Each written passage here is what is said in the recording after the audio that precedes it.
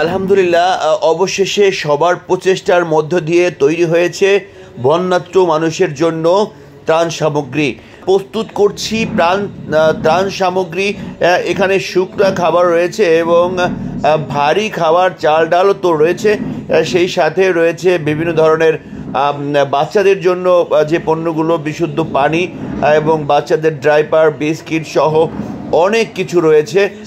মানুষ কি পরিমাণ সহযোগিতা করেছে, যে যা পেরেছে তা নিয়ে কিন্তু এই বন্যার্ত মানুষের পাশে দাঁড়ানোর চেষ্টা করেছে।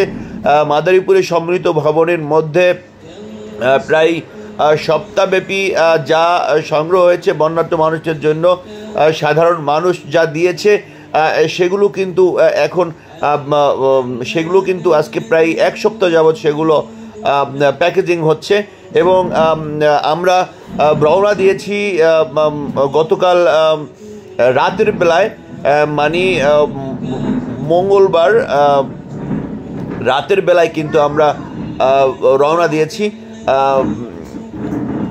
বন্যার্ত মানুষের পাশে দাঁড়ানোর উদ্দেশ্যে। আমাদের যে বাহন ট্রাক, একটি ট্রাক কিন্তু আমরা ভাড়া করে সেগুলোর মধ্যে কিন্তু খাবার লোড করছি।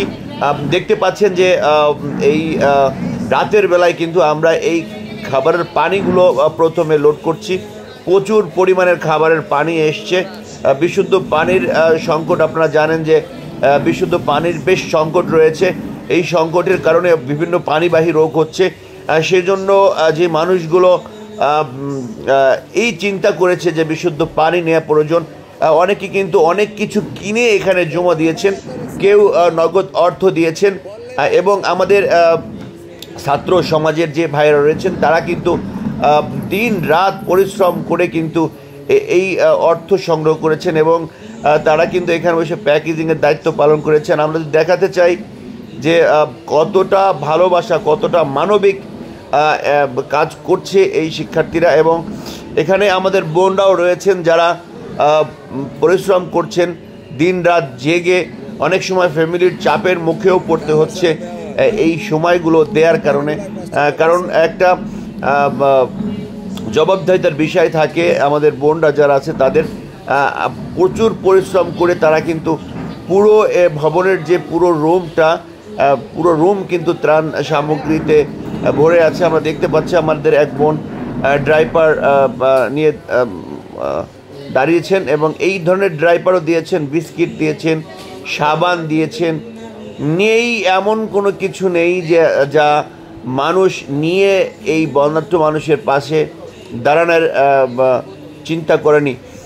সব কিছু নিয়ে আজকে বন্যার্ত মানুষের পাশে দাঁড়িয়েছেন। যেমনভাবে বৈষম্য বিরোধী ছাত্র আন্দোলনের সময় যেভাবে শিক্ষার্থীদের পাশে দাঁড়িয়েছিলেন, ঠিক সেইভাবেই এই বন্যার্ত মানুষের পাশে দাঁড়িয়ে তাদের দুমুঠো খেতে পারে, একটু ভালো থাকতে পারে এই সংকটময় মুহূর্তে, সেজন্য কিন্তু মানুষ পাশে দাঁড়িয়েছে।